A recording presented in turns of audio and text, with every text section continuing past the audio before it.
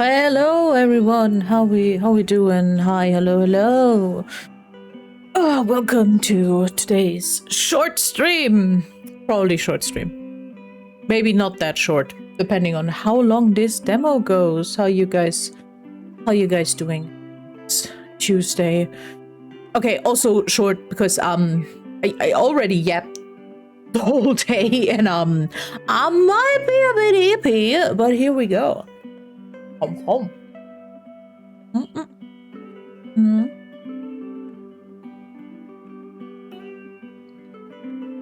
Welcome to the first stream in the let me get down a bit, the Southeast Asian Games Showcase. I wonder why that is yet, Marsh. I have no idea how that happened when you were visiting and we yapped all the time. I don't know that but yeah, this is the first game stream in that showcase. It won't be the last. It will be one of 3 this week because we will watch the showcase on Saturday and we will play some demos on Sunday. I also pinned you guys the Steam page for the showcase so you guys can look at all the cool games that are involved. The thing about Merry Crisis is, Merry Crisis was also part of the Otome Festival back in May, and when I talked to Ali from Monsoon Games, by the way, thank you so much for reaching out to me originally, we talked about that I couldn't make it in that week, and then it was a whole question of, hey, would it also be okay if I play it later?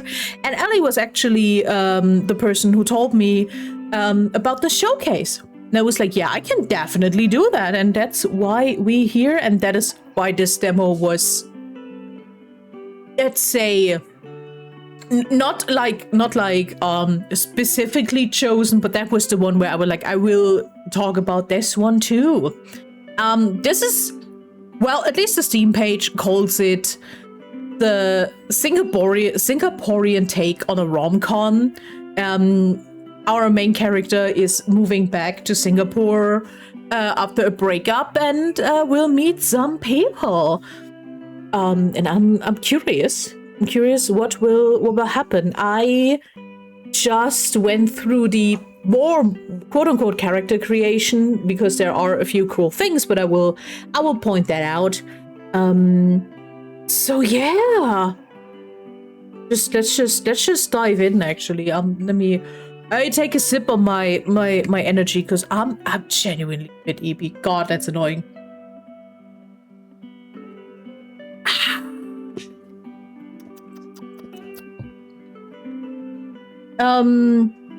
Also, if you guys hear birds in the background, that's because the balcony door is wide open because the cats are still outside and I think they're watching the neighbor's dog.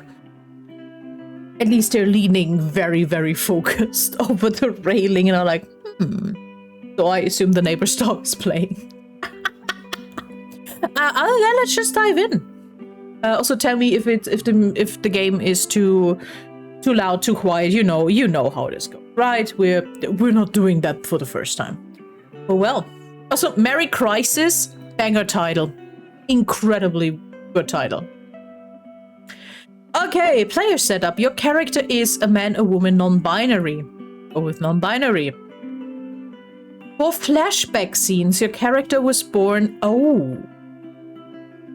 yeah, this game also includes like some themes of loss and childhood, so I understand that. Interesting.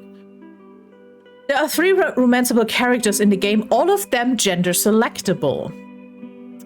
Which I really like. I think this is a really, really cool take on you can make them all women, you can make them all men, you can actually pick a gender. I selected that when I tested it just to know what that means. What that means is that it gives you a rough description of high childhood crush or something, and then you can choose if that's male or female, which is kind of cool because that it feels like you can either make that part of your journey, as in maybe you realize shit about your sexuality later, or something. But I will go with random selection because... By the way, happy Pride Month, people. I think it's kind of cool that I play this now in June. Happy Pride Month. I'm a bisexual. I don't care. Random selection. Content warning. This game may explore themes of racial prejudice, homophobia, family conflict, and transphobia depending on the playable character's identity and choices. Yeah. I don't know how much of that will come up in a demo, but yeah. Let's go.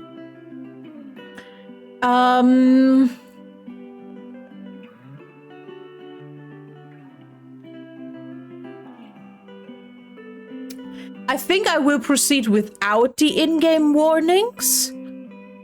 Because we were warned. I think that's fine. But it's also cool that the game gives you the options of showing that. I also love that about Date Everything. Prologue, The Arrival. December 22nd. 2 days before Christmas is insane. Okay, also, wait, let me... Okay.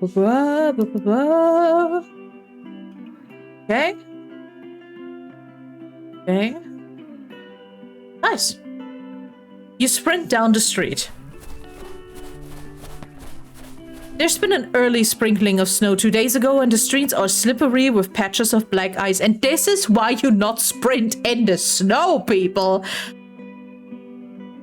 I grew up in a very snowy region, so no.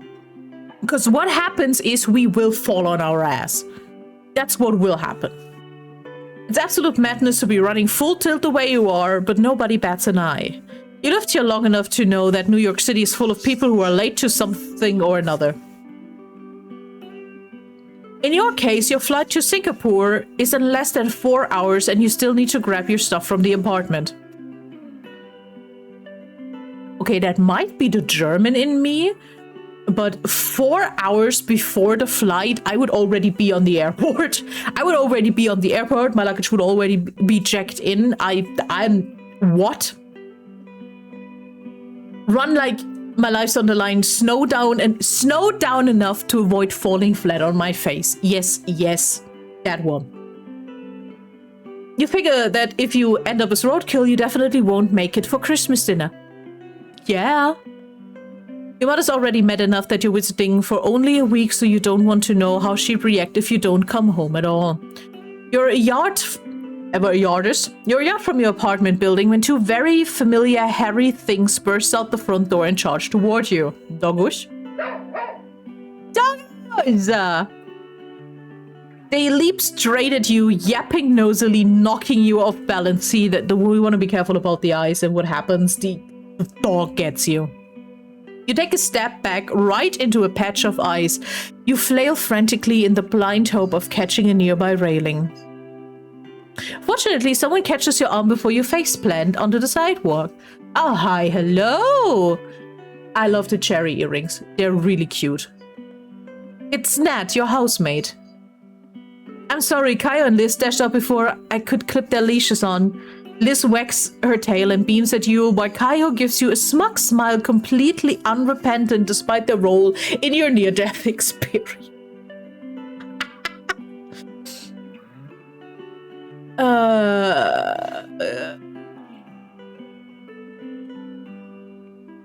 Yeah. We actually are in a hurry, so we have to go.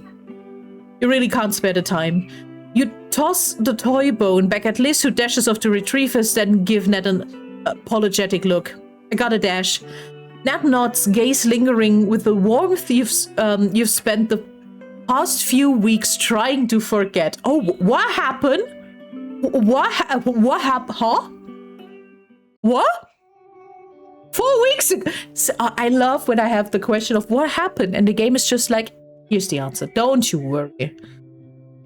The breakup had been amicable, mature.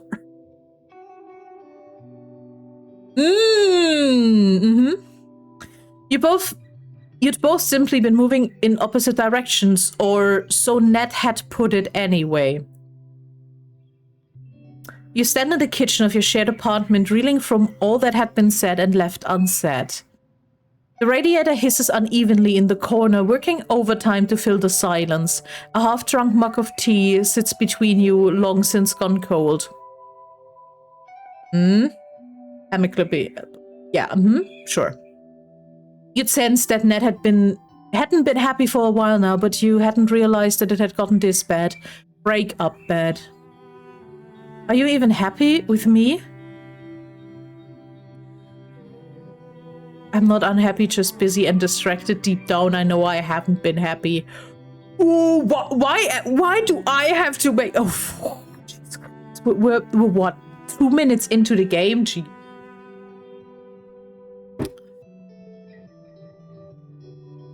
Yeah, this is... Usually, this is the truth. Usually, that is true. If you're honest with yourself, you haven't been happy for a while now. For the past few months, you've been pushing your doubts and concerns under the rug, assuming that they were all just things you could fix later. Nat reaches over and takes your hand in hers, smooth and warm and big-knuckled. It's a gesture that's so familiar it makes your heart ache. I love you, but we can't keep going on like this. Something sharp and desperate claws at your throat. Can't we work this? Okay, let's see. Let's see if there is a chance. You don't want things to end like this. Can we give this one last try? Ned wavers. For a second you think that maybe it's not too late to save this, but then Ned takes a deep breath and seems to steel her resolve. She shakes her head sadly. How many last chances have we given this? Okay. Okay, yeah, then fuck it. That's not good. You bite your lip and curl your fists. Your nails stick deep into your palms. You wish you could pull Ned in, hold her tight, and refuse to let go. Instead, you nod mutely, but look away to hide your prickling eyes.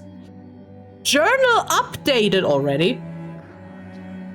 It would have been easier if it'd been more anger, something to push against. Instead, it was too quiet, too gentle, and it felt like giving up. That's cool journaling.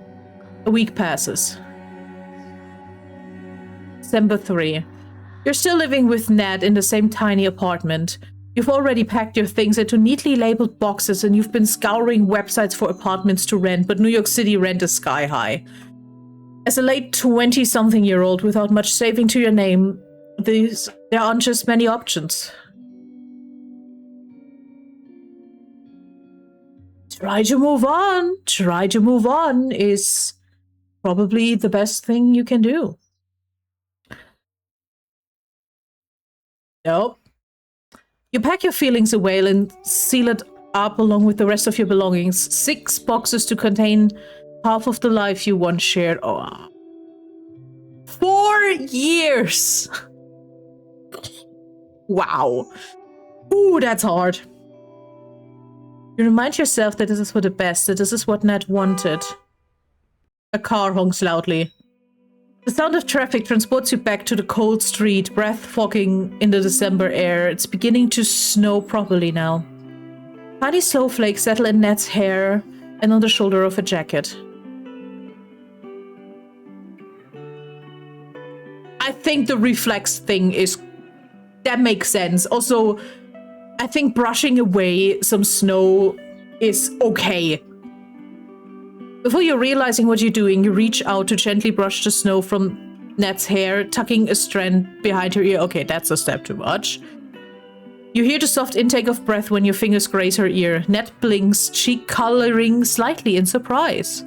You pull your hand back, wondering if you cross the line. But Ned's gaze is warm, and it makes you wonder if she too is thinking of all the winter holidays you've spent together, making snow angels and sipping hot chocolate by a window. God, we're nostalgic. For a moment, you can just about pretend you're 21 again, college seniors, still in love, and full of hope for the future. The space between you seems to crackle, but the silence is a thick layer of hard-packed ice. Hey, main character, no offense, you need to still get on a flight. It's Ned who breaks the silence. When does your flight leave? 3.5 hours. With a change of expression worthy of an 80s sitcom, all the color bleeds out of Ned's face. Shit, need a lift? At your hesitation, Ned waves a hand. It's no problem. What's the point of a holiday if you can't even use it to savor? Ned falters a little at this, but soldiers on. A housemate in a time of crisis. Okay. The hesitation when Ned said housemate makes your heart constrict. Shake my head stiffly, I can't rely. The hug is a bit too much, but I think we can joke. How would I repay you? Do you want my firstborn child? Kind of funny. Ned laughs lightly, and you remember how much you loved the sound. Jesus Christ! Good thing. Good thing main character is actually getting a change of air, because being in this for 4 weeks in the same apartment while being broken up is that's not healthy. You catch an expression flicker across Ned's face that's all too familiar. You'd once joked about marriage and children, though those times are long over. Also, I see that blush. I see that blush. Oh, hell no, keep your future children.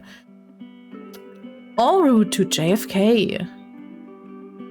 Ned's one of those few New Yorkers you know who owns a set of wheels.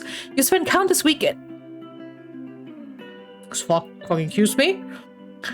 You spend countless weekends exploring the small towns along the Hudson River, hiking in the nearby Catskills, going on road trips. You've been driving through a blizzard to Quebec, singing terrible pop songs at the top of your lungs when you first realized how in love with Ned you were. Can we go to the air? Can we just come on? At the next stop sign, Ned turns to glance at you. What do you say when your family asks you what you're still doing in New York? You'd expected to return to Singapore after college, but you started dating Ned in senior year, so you'd found a way to stay a little longer. 1 year led to the next, and before you knew, you spent nearly 3 years in New York after graduating.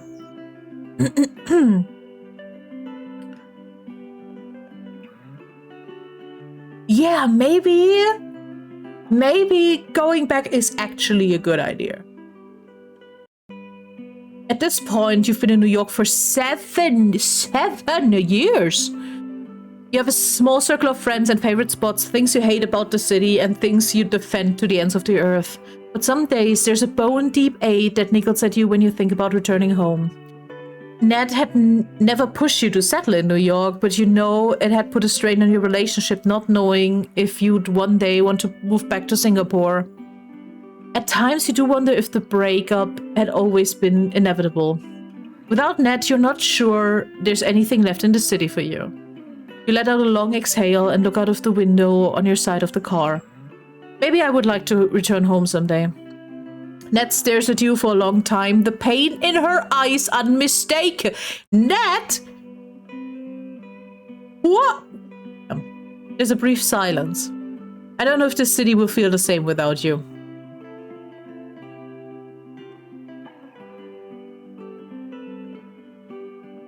Okay. The traffic light turns green again finally, and Ned starts the car up again. Ned slides into a spot at the airport drop-off area. See you when you get back?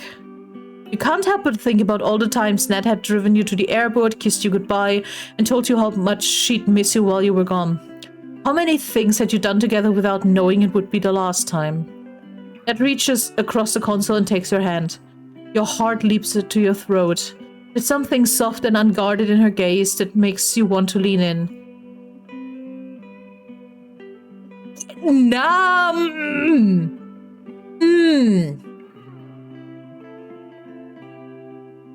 Okay, here's the thing. Here's my 2 cents on that situation. Yes, they still live together because that's efficient and it makes sense. I understand that. I genuinely understand that, especially in a big city, moving out is fucking hard. In New York, even fucking worse. Maybe it's now getting better in New York, but who knows? But Nat is the one who instigated the breakup. Even if we were told that it was very mature and both agreed, yada yada yada. But there's obviously still hanging a lot in there. And I think before leaving for a full week, there's no reason to feed that unnecessarily. Or maybe that's just my unromantic ass. That's on you guys have to decide that, but I think that is a fucking terrible idea. You squeeze your eyes shut and force yourself to take a deep breath before turning back to Nat. Merry Christmas, Nat. You shut the car door behind you, heart thudding in your chest. You've been a whisker away from a bad decision. Dunno. One very long flight later. Can someone look up real quick how long the flight from New York to Singapore actually is? Like, is that is probably some overlay bullshit. That sounds horrendous. December 24th. You wheel your luggage into the lift of your public housing block. The doors are about to clang shut when someone dashes toward you at full speed. Stick out the hand to stop the door.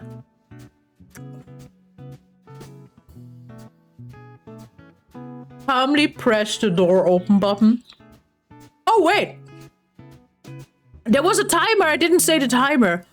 19 hours. Jesus Christ. The person continues to rush forward.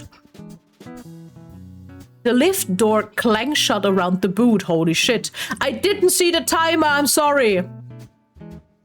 A second later, the door jerks open and the person strolls in grinning at you. Hi, hello. Can I see your tattoos, please? Can we...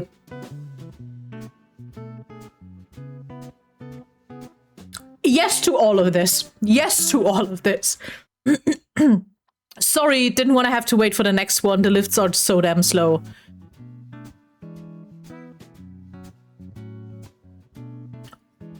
So eager to get into the same lift with me. Holy shit. Yeah, let's start nice, okay? The person lets out a low musical laugh, dark eyes dancing with amusement. Well, I'd like to say you tried, but... Okay. Okay. Okay, sure. Sorry, I didn't see the timer. Leave me alone. She reaches out to the button for the 11th floor, the one you live on. You put two and two together. This must be Shay, your neighbor's new tenant. The one your mother complains about in every phone call.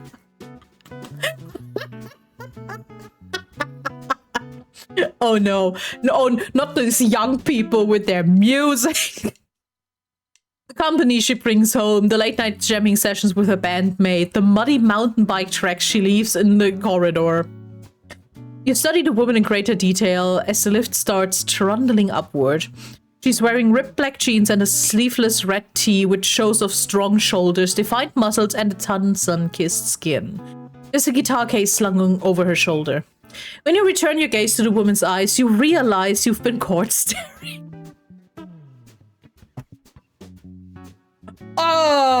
Yeah, so we're not subtle, we're kind of an idiot. Incredible. Aha! Like what you... Okay, sure. Her voice is low and playfully flirtatious. You can definitely see why your mother disapproves. Okay. Out of spite, this already seems like an incredible dating option. Out of sheer spite. Also, characters. Your current flatmate and very recent ex. You might still be in love. Oh, okay. Interesting.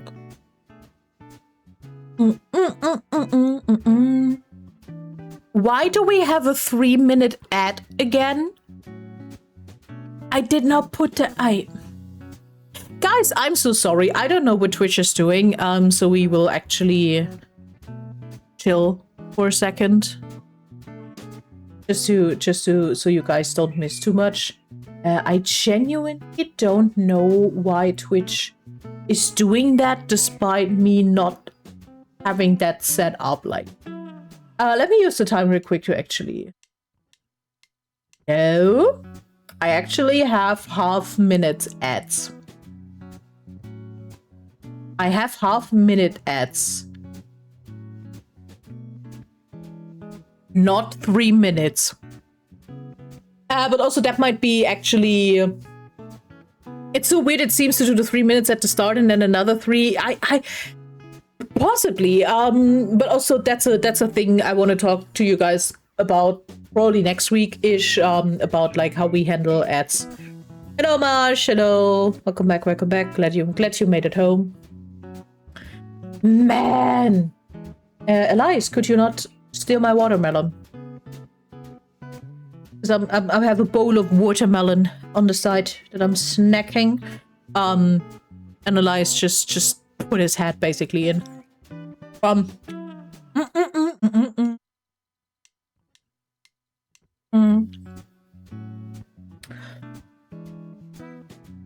Oh, I have Ginger had turned into a minion yesterday after the raid. It was a good rage. What? Oh, I think I saw that. I think I lurked for a while and I saw the yellow and I was like, how did that happen? Yeah, I love Gemjarhead. Gemjarhead is so cool. They're so cool and they're so nice, and have one of the coolest VTuber designs I actually know.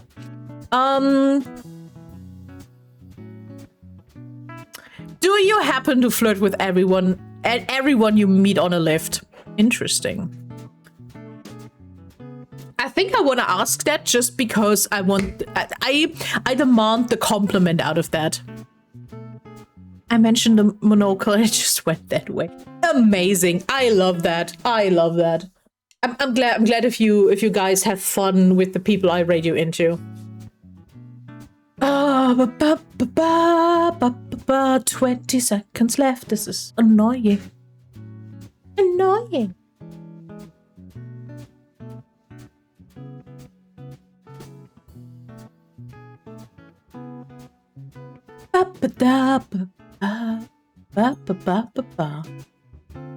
Okay. There we go. Cool. Yeah, I'm going... Okay. I'm going with, do you happen to flirt with everyone you meet in the lift? Just because I want to see the reaction. Only when they're as cute as you. Ah, thank you.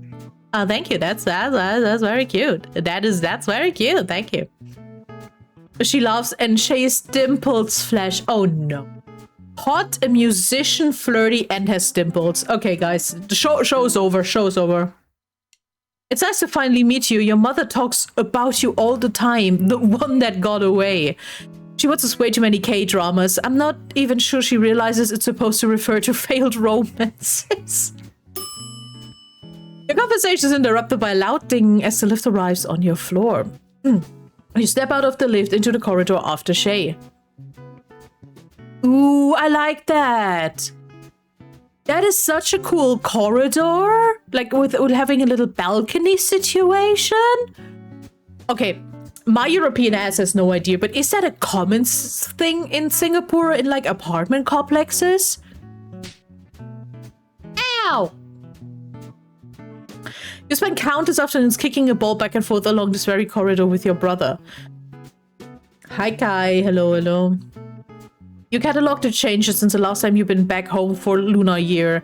It's been more than 8 months since then, much to your mother's disapproval. Okay, Mom.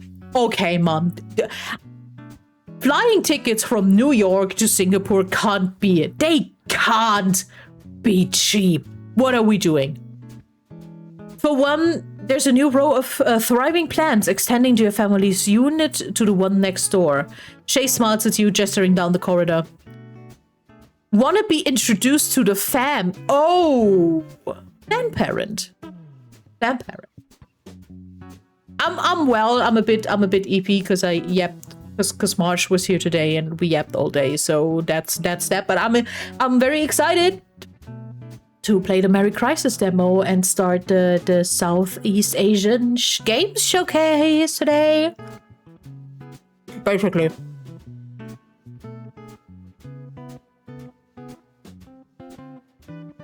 Sure, introduce us to the plants. Holy shit, do it. Shay introduces each plant to you in loving detail. The finicky orchid, the self-destructible ZZ plant, and the drama queen fiddle leafwig. There's probably a plant parent out there who reads this and is just like, yeah, I feel that. Finally, Shay waves at your family's set. Bougainvillea.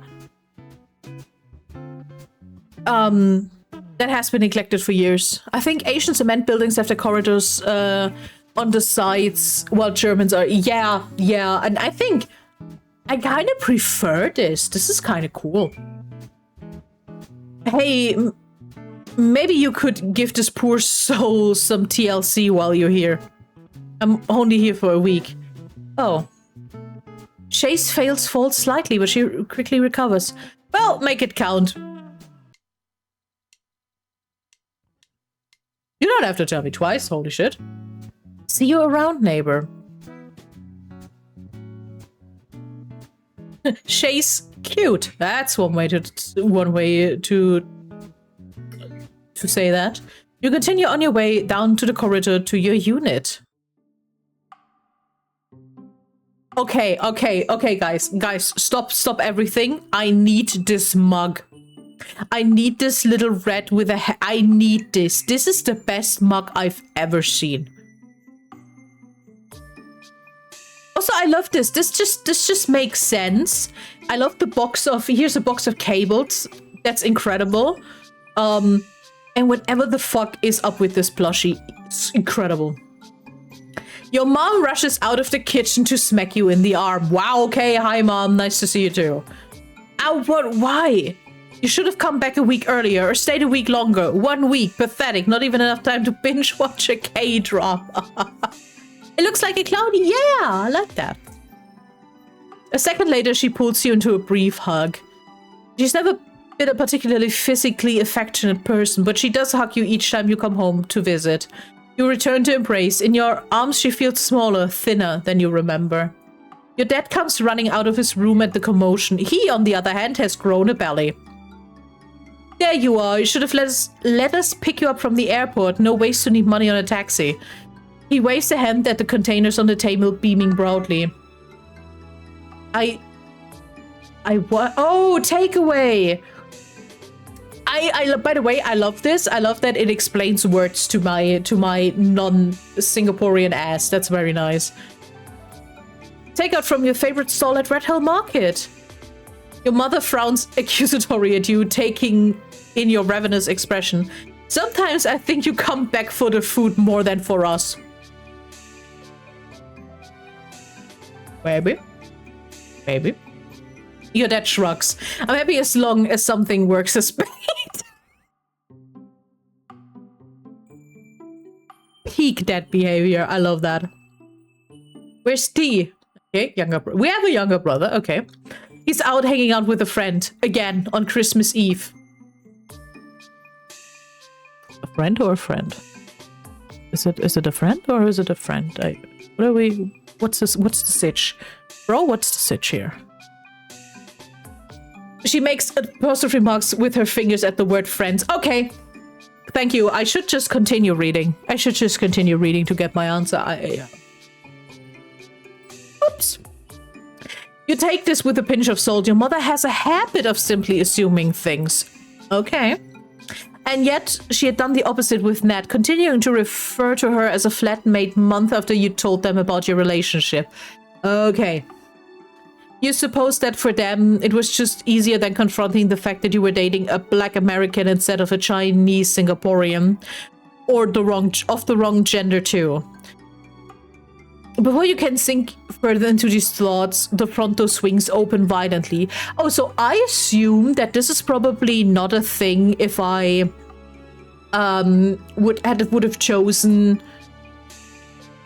If I would have chosen man or woman and then the other gender for my for the flatmate, for the ex, and then this commentary would probably not happen, and that's kind of cool. Oh my god, that shirt is so cool. I also need that shirt, guy. I need that mug and this shirt. I don't know how. I want it. This is fucking funny. Your younger brother tosses his socks and bag by the gate and sashays into the house. Something smells amazing. Wow, okay. Okay. Can I have some? Hi, bro. How you've been? How's life? What the fuck? Your mother rolls her eyes and mutters something about bottomless stomachs, but waves everyone over to the dining room. Mom thinks you were on a date.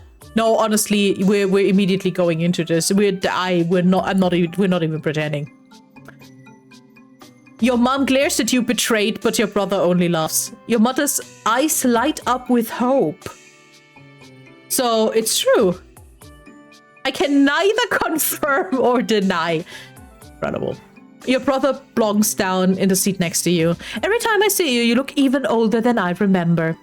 That's exactly how aging works, genius.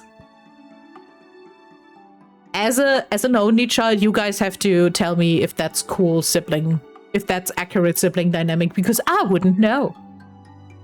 Sucks to be you. At least I'm not the one getting dumber every year. No, that feels accurate.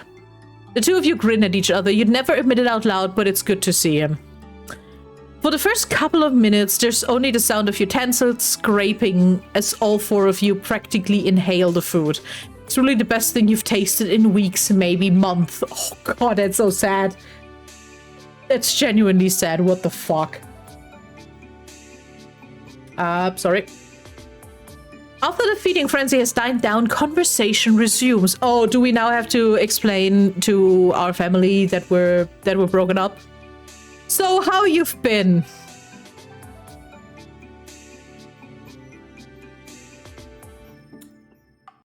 It's at least a sibling dynamic I know from my SO and his brother. I take it. I take it. If I'm vague, they will probably fucking roast me. So, let's be honest. Let's see how that goes. You tell them about your job, a new hole-in-the-wall Chinese restaurant you discovered, and the latest dating disaster that has befallen Kenny, the son of a family friend. It's almost as though you'd never left. Once you've warmed up a little, you start talking more about yourself and how you've been. You talk about the record deal that you'd gotten. I'm sorry, what? What? How you'd given the green light on your draft album, which is still on track for what?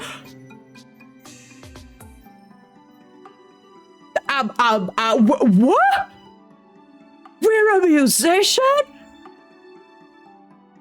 We're cool?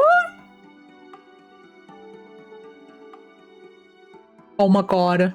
Oh my god, I've never been this cool. I've never been this cool. What the fuck? Your parents have never been too keen on you making music for a living, but at this, your mother slips you a small smile. Your father has been karaokeing to your YouTube channel. Oh, that is so cute. Now do it for lol, no. You will never get any real music from me. Absolutely fucking not. There's a higher chance of me actually writing a full book than me ever making an album. It's good, very catchy, your brother smirks. He sings so loud the neighbors now know it. The neighbors know it now. Oh my god, does Shay know? Eventually, the conversation turns to Ned, and even though you had intended to tell them about the breakup, you can't bring yourself to in the end. Soon, the food has been polished off. Oh, I thought we would tell them. Bet? Hey, I said it's more likely. I didn't say I write a book. I want to, maybe, someday. Hey. You're in the kitchen with your mother helping to clear up. Oh, the tiles are a choice. When you were younger, you resented the fact that your mother never really expected your brother and father to help with most of the cooking or cleaning. Oh, I'm so interesting now because of the cultural implications. I'm so interested now to make a playthrough where the character is a man or a map assigned male at birth, because that would probably make really interesting dynamics. But it's for that reason that the kitchen had been one of the few quiet, intimate places that your that you shared with your mother, a sanctum of sorts. She's always been most comfortable talking to you about difficult topics amidst the cooking fumes and the sound of sizzling oil. Today, standing side by side at the sink, you can't help but feel... I can't talk today. You can't help feel a bit of that old closeness. You know, your father... She stops abruptly, waves her hand at you dismissively, changing tags. Well, we're both not getting any younger. She's been saying this for a year, an attempt to guilt trip you into returning home, but this time her tone makes you think there might be more to it than she's letting on. Just as you're about to ask her what she means, she shakes her head and turns away. Your mother walks off to tie up the garbage into a plastic bag. When she returns, her expressions have softened into the smile. Oh no, what's up? Is that sick? What are we? What is it? It's good to have you back. I wish you'd stay longer. You blink. It's a classic behavior from her. Something almost tender, bundled up with a jab, and all to distract you from what she'd been about to say earlier. Yeah, what, Mom? Your mother shakes her head as stubborn as you are. Ah, yeah, an exclamation expressing this. Oh, okay. Nothing, just tell your father not to eat so much oily Okay, it is a health issue. You're not about to follow up with another question, but your mother clams her mouth shut, a clear signal that's all she will say on the matter. Right as you head out of the kitchen to throw out the trash, your mom adds tentatively, so, how are things with you and Ned? You're not sure whether to be touched or horrified that she's finally recognizing your relationship with Ned now that it's over.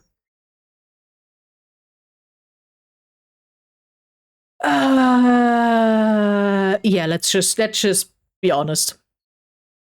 You've never really been the type to go into details about your love life with your family, but you do mention Ned from time to time, and she features in your phone calls. The news spills out of you before you can stop yourself.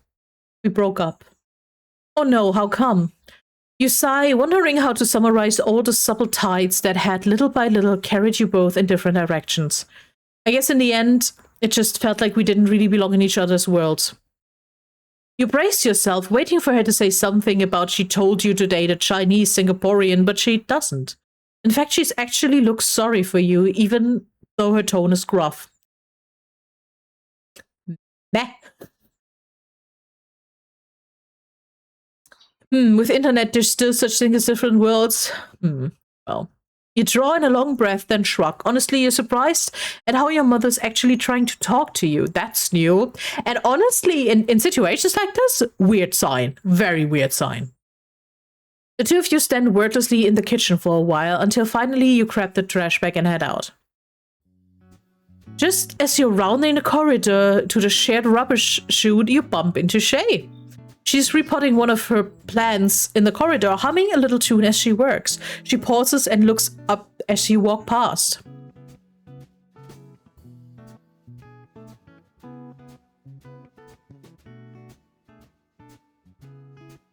Good shirt choice.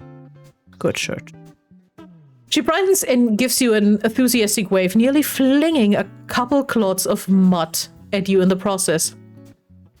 Nah, let's chat a bit. Let's chat a bit. Are you sticking to your plans? After carefully setting the plant into its new pot, Shay straightens and smiles at you. Or to you, if you'd like. So, I just learned we're both musicians, so I think there's some common ground here, right? I think that this can work out in whatever fucking way. To your surprise, Shay actually begins to sing the chorus of the song she'd been humming, her voice oak-timbered and rough. Ooh, okay. You roll your eyes, but you can't help smiling. All right, save it for the fiddle leaf fic. I've been meaning to ask for your number.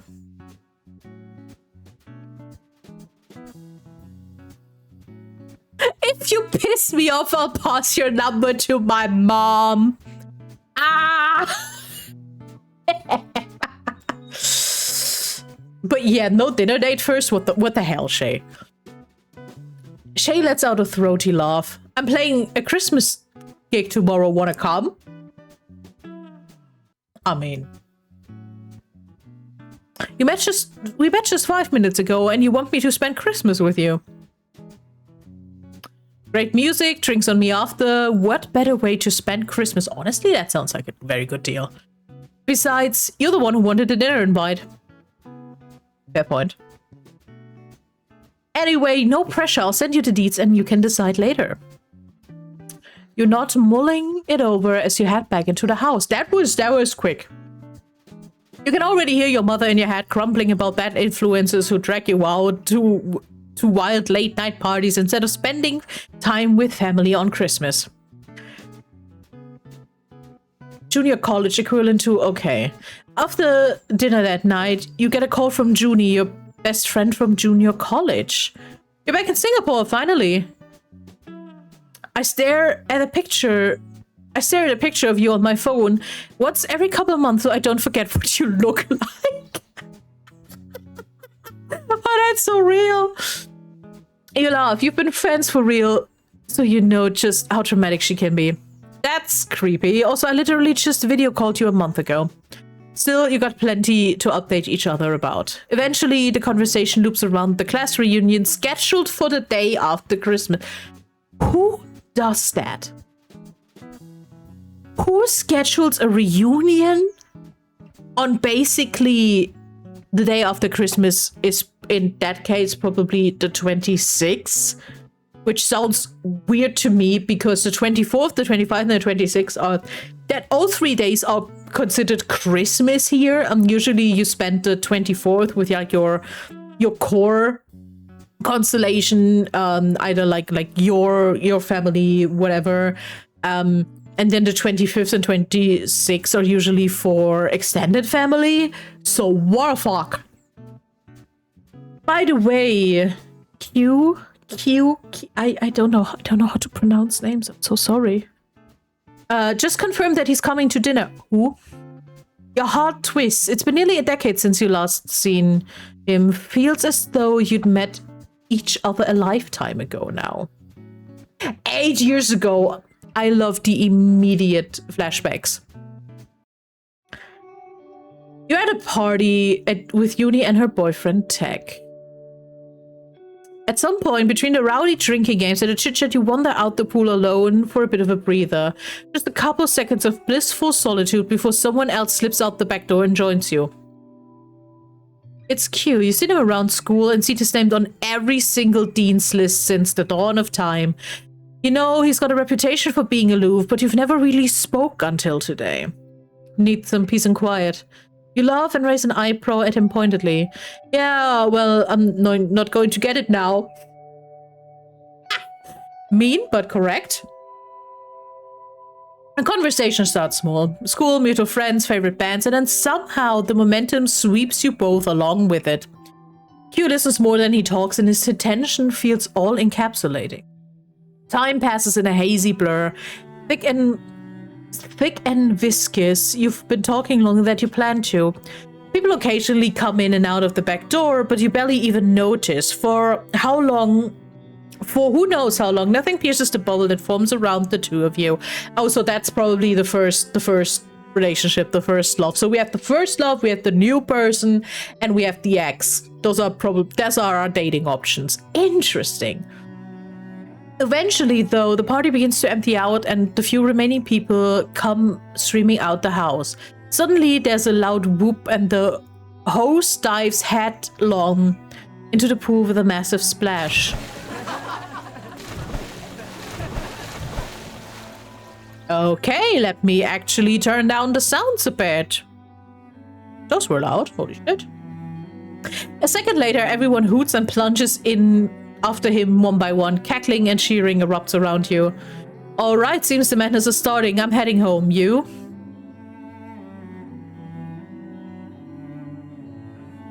It would be funny. It would be funny, aloof little man. Let's go.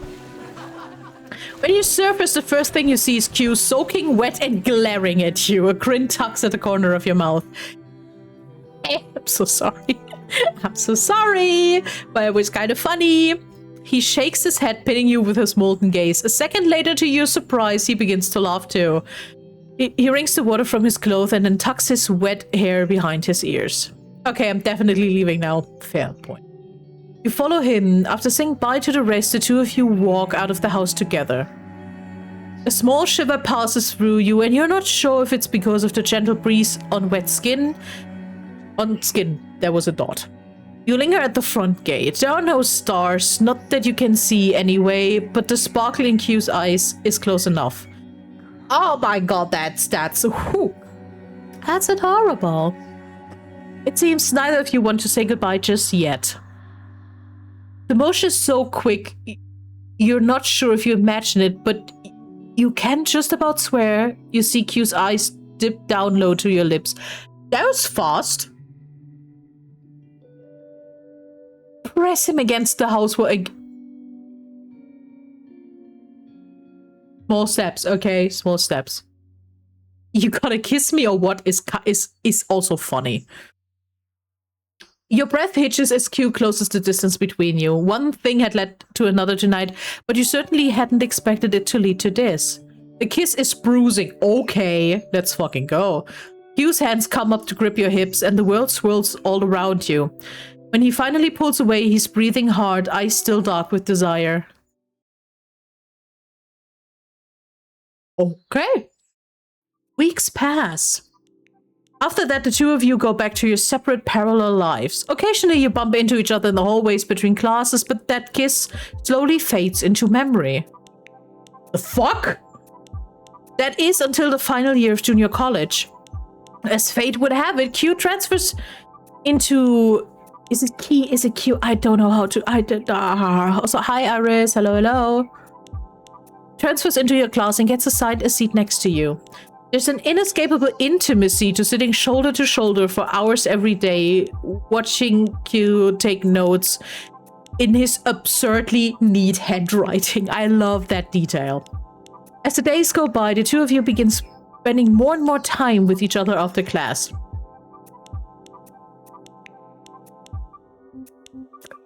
You already kissed. Why are we not flirting? You don't have a name for it yet, but every time his eyes meet yours across the classroom, there's a sharp tug at your gut. Okay, so we broke up because I moved? You find every opportunity to tease Q to make him laugh. When he smiles or blushes, you feel your heart flutter just a little. Even your classmates begin to notice and it becomes a running joke in your class. When you ask if it's too much, if he'd preferred if you left him alone, Q flushes right down to the neck. No, it's fine. From that moment on, you start thinking, hoping that maybe, just maybe, he feels the same way about you. Well, have you considered asking? Have you considered talking about it? Is that an option here, or are we just hoping that the dude actually opens up his fucking mouth for once? Jesus Christ. Horrible. If you like someone, tell them. And all fucking honestly, if you like someone, tell them. And be cool about it. Be nice about it. Do not be creepy about it. And if they say no, you nod. Since when do we talk about feelings? Well, people should talk more about feelings. Especially in this context. Because there's a high chance that the other person also doesn't talk. And then chance gone. You're actually talking about your feelings. Yeah. Do it. Hey, it's Pride Month. It's Pride Month. You guys better start asking people out, okay? Okay? Cool. One afternoon, after cheering your school team at a football match, you're on your way home and you realize you left your wallet behind. Just shove it in and hope for the best. Yeah, no, that's not working. I can tell you that is not working. Talking actually helps. I said that as the person who didn't talk, okay? Just saying. Cursing, you turn back, the storm hits. By the time you locate your wallet face down in a puddle of the edge of the field, you're soaked through. As you bend to pick up the wallet, a shadow comes over you. We are getting a wet white shirt moment. Thank you. Thank you. Thank you, developers, for that. That is very cool. That's very cool of you. Yeah, I didn't do much talking either, let alone confidently. Yeah, but you talked. And you started the conversation. And it was 11 years ago, so something was done right here. Trying valiantly to hold an umbrella over you two. The rain's coming at you in great horizontal sheets and the wind is yanking the umbrella around despite his best efforts to keep it upright. Thanks, but I'm not sure the umbrella's doing much at this point. We all look very respectfully. Didn't realize you were such a defeatist and fucking excuse me. By the time you reach the shelter of the bus stop, you're both soaked to the bone and breathing hard from sprint. He looks down at his drenched clothes, pushing a wet strand of hair out of his face. I'm starting to sense a strong correlation between spending time with you and getting drenched. That's what he said. You laugh, acknowledging the throwback to the night you met. The bus stop. Oh, that is interesting because now I'm also like, okay, if I hadn't decided that, what would have been the conversation? That is so well made and so smoothly made. The bus stop. Okay, how many lines does this game have or will have? Because that's insane. The bus stop is deserted. The buses must have gone by, which means there's a long wait ahead. The rain's loud enough that there's no pressure to talk, but Q holds your gaze instead of taking out his phone. As you study him, you notice that his lips has gone slightly pale and he's shivering slightly. Jesus, you look like you're on the verge of death. I might be.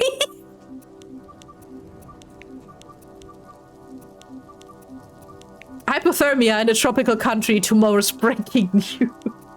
No, we lean in. The bus stop is deserted. Both wet and cold. Perfect opportunity, guys. Blinks and arches an eyebrow. You see a spark of amusement in his eyes. Are you taking advantage of the situation? Yeah. You grin, stepping closer. Suddenly his face is only inches from yours. Maybe just a little. A second later, Q's leaning in slow enough for you to pull back if you wanted. No, we're not pulling back. When your lips meet and your hands go up to grip Q's hips, an involuntary tremor runs through him. You're almost certain it's not from the cold. Oh, really? A second later, a wave of water splashes into the bus stop, hitting the back of your legs. Oh my god, that's horrifying. You step back only to catch a bus trundle away and disappear around the corner. Ah, shit, there goes my bus. Priorities. A moment later, your bus pulls up. You give Q a jaunty wave. Q splutters. What? You're just going to abandon me here after... Q flounders and doesn't finish the sentence. You climb aboard, suppressing a grin. Although you won't admit it to him, your heart's still doing the loop-de-loops in your chest.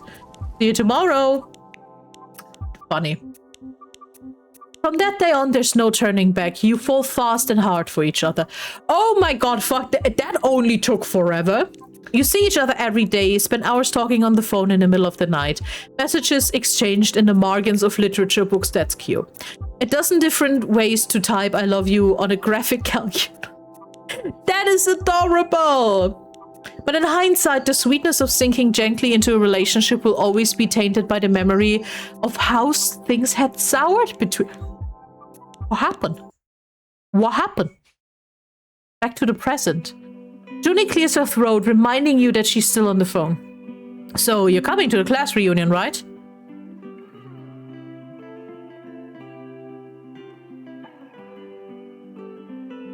I don't know how things soured, but I don't really want to see him, but I'll survive feels like a solid answer here. Even now, the thought of meeting him sent a wave of painful memories through you. What happened? You can't just tell me that it was bad and not tell me how bad. Game, please. It had taken years to stop dreaming of Q, stop itching to look him up on so... Okay. You don't want to read open old wounds if you can help it, but you do want to see the rest of your class. Okay, we are fucking bad at getting over relationships, it seems. Lovely. You'll be damned if you let Q take that away from you too. Yay! Judy's exclamation nearly blows out your eardrums. Fortunately, she had the foresight to hold your phone an inch away from your ear. Having extracted your promise to attend the reunion, Junie hangs up a little while later. You fall asleep that night with your mind still swirling with memories of a life you thought you'd left behind. So, we will have a full evening with Shay at the gig, and we will have a full evening with him for the reunion. Interesting.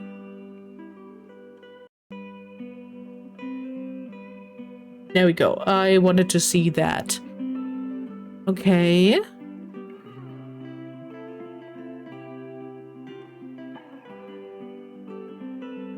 I love that I also have friendship meters with Nat's dogs. That's kind of funny. Also, I love that this line is probably always dependent on what I choose. So the "you might still be in love" will probably not be there if I would have just been like, yeah, nah, it's fine. You fall asleep that night with your mind still swirling with memories of a life you thought you'd left behind. December 25th. The rest of Christmas unfolds as it usually does. Hectic, noisy, your extended family asking too many questions you don't have answers for. Halfway through dinner, you get a message from Ned, accompanied by a selfie with the dogs and Ned's parents out on a morning stroll. Merry Christmas, hope you're eating all that chili crap on my behalf. Ned! That's Ned. That's not what we're doing. If you want to call for a bit later tonight, let me... You broke up! The heart symbol in the message makes your heart throb, and you try to tell yourself it had probably been an accident. Frequently used emojis and fat thumbs. There's also a message from Shay with the address of the show she's doing tonight as promised. Yo, heard from your mom that you're a musician too. If you come tonight, you could totally guest star, not the winking emoji. She's exactly the same through text as she is in real life. Flirty, irreverent, teasing. You back text and forth for a bit before your mother glares at you. Reluctantly, you put your phone away until after dinner. Once dinner winds down, you head out to the restaurant with your family. Ned and Shay's messages await your reply.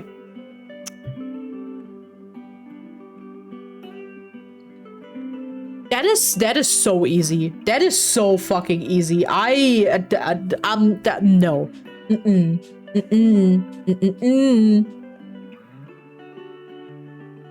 You text Shay to tell her that you'll be there and make your way to the address she'd sent.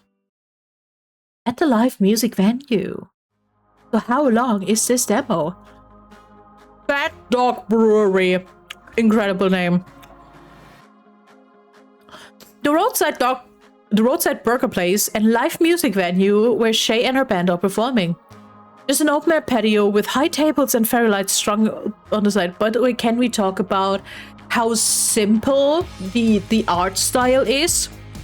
But it looks so good, it makes so much sense. I love that. I love that. You spot Shay as she's about to follow her bandmates up on stage. Hey, you made it. Shay flashes you a wild smile when she sees you. She's genuinely delighted, as though she hadn't been sure you actually come. She's about to say more when her bandmates yell impatiently from the stage. Oi, flirt lady, I gotta get this show started. Oh, so that's a thing you do. Okay. Catch you in a bit, enjoy the performance. I like the background music actually, it's kinda cool. She hops on the stairs to join her bandmates.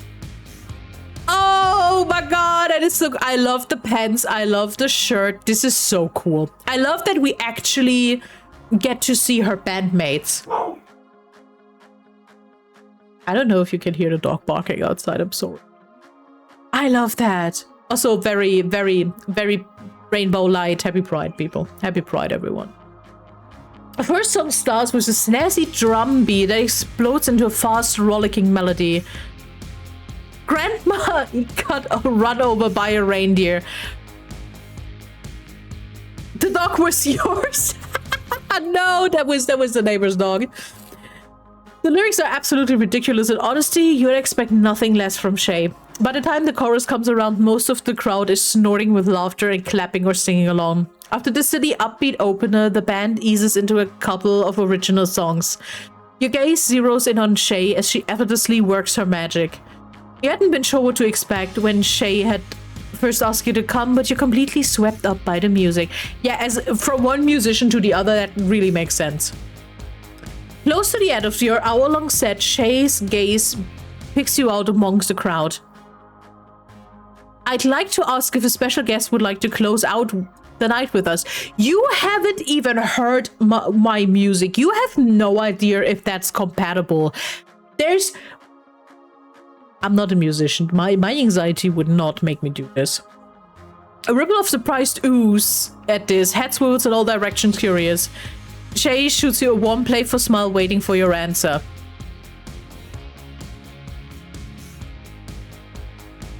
I don't know.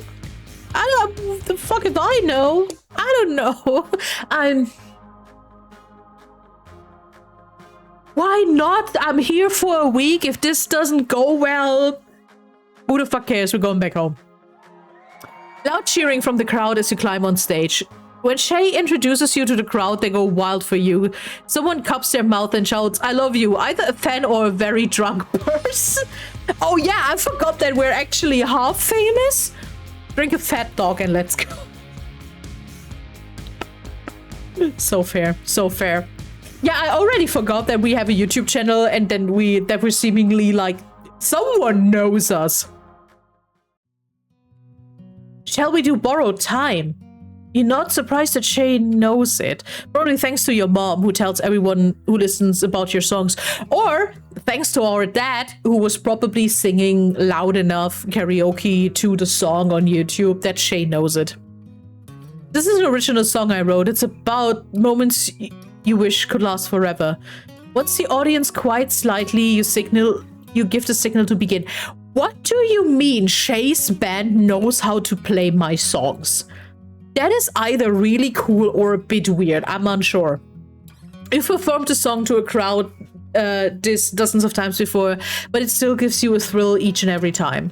Shay's guitar weaves into a soaring thread around your voice. Then in the second verse, Shay steps closer to share the microphone and joins in, voice harmonizing with yours. There's a raw undercurrent of vulnerability in Shay's voice that feels so intimate that you find yourself holding your breath, unable to look away. The two of you trade the bridge back and forth, improvising a duet. That's so cool. That is genuinely really cool. You make instinctive adjustments, stretching some of the notes and shortening others, carving out the space for Shay's voice and guitars, just as she does for you. Hello, Nakabong. How you doing? Welcome in. The string lights illuminate Shay's face as she sings, face inches from yours. Your eyes flicker shut and you let the music push you into a dizzying freefall. That is so cool. Also, that sounds like it's written by someone who actually has performed already or has an idea how music works, because that's really cool. And fine, killing time trying to stay awake. Why are you trying to stay awake? Go to sleep. Go rest. The song sounds completely different from how you'd written it, but you like it this way. Two voices swirling around the deep, rich bones of drum and bass. My heart stirs in response. She's good. Are we for real? Are we for real? No, we're leaning into that. And it's not only because she's hot, it's also because she's hot. It's 9 PM, way too early to hit the bed. Hey. Not necessarily. If you need to rest, go to fucking bed, even if it's 9. Live your best senior citizen life. For a moment, there's only you, Shay, and the electric pulse of music as it curses through your veins. Goosebumps rise along your arms. And the third verse, Shay lifts the melody unexpectedly, climbing instead of falling. A question. You shift the tempo of the fourth and final verse to reframe the first, the same chords but reverse, and answer. Are you calling me old? Oh god, younglings.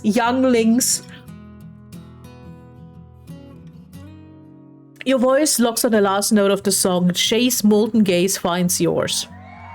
The audience bursts into rapturous applause. You come to stand beside Shay and her bandmates. Thank you. We are the 1 a.m. Lepak. What is Lepak? See, this is when you that feels like something. Merry Christmas, everybody. After the performance, you sit down on a small stool next to Shay. You're still all sweaty and breathless, but vibrating with a familiar post-show adrenaline.